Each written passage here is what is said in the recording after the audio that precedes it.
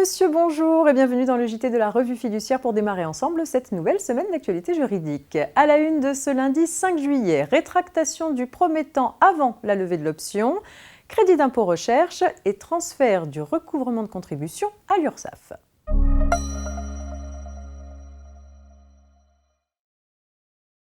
On s'intéresse pour commencer à la question de la rétractation du promettant avant la levée de l'option. En effet, la Cour de cassation vient de procéder à un important revirement qui intéresse la promesse unilatérale de vente, mettant fin à une jurisprudence très discutée.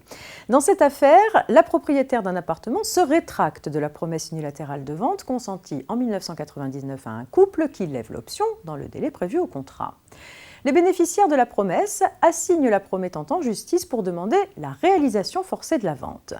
Pour s'y opposer, elle rétorque que la levée de l'option postérieure à sa rétractation exclut la rencontre des volontés, de sorte que la réalisation forcée de la vente ne peut pas être ordonnée. Par cet argument, la promettante invoque une jurisprudence constante de la Cour de cassation, jugeant que la rétractation du promettant avant la levée d'option n'ouvre droit qu'à des dommages et intérêts. Une solution à laquelle la réforme du droit des contrats opérée en 2016 a mis fin en prévoyant que la révocation de la promesse pendant le temps laissé aux bénéficiaires pour opter n'empêche pas la formation du contrat, mais uniquement pour les contrats conclus après son entrée en vigueur le 1er octobre 2016. Au cas présent, la promesse de vente ayant été conclue en 1999, la promettante pensait avoir gain de cause. À tort, puisque la Cour de cassation décide d'aligner sa position sur celle désormais inscrite dans la loi. Selon la juridiction, la promettante s'est obligée définitivement à vendre dès la conclusion de la promesse sans possibilité de rétractation en l'absence de clause contraire.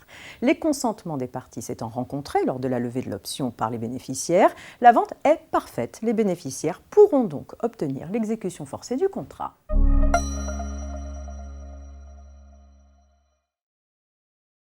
Les dépenses de veille technologique exposées lors de la réalisation d'opérations de recherche peuvent être prises en compte dans l'assiette du crédit d'impôt recherche dans la limite de 60 000 € par an. Dans le cadre d'un litige opposant une entreprise à l'administration fiscale, cette dernière considérait que les coûts de personnel interne n'étaient pas éligibles au titre des dépenses de veille technologique. Cette interprétation a été censurée par le Conseil d'État. Il en résulte que les dépenses de personnel afférentes à de la veille technologique nécessaire à des opérations de recherche sont éligibles au crédit d'impôt recherche dans la limite annuelle de 60 000 €, que ce personnel ait ou non la qualification de chercheur ou technicien de recherche. Cette décision favorable permet de retenir de la même manière les dépenses de veille technologique réalisées en interne ou externalisées.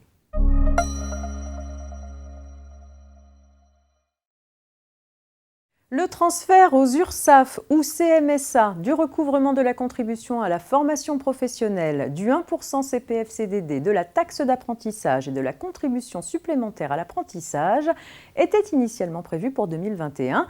Il a été décalé de 1 an. Une ordonnance du 23 juin organise le transfert aux URSSAF du recouvrement des contributions légales à la formation professionnelle et la taxe d'apprentissage au 1er janvier 2022.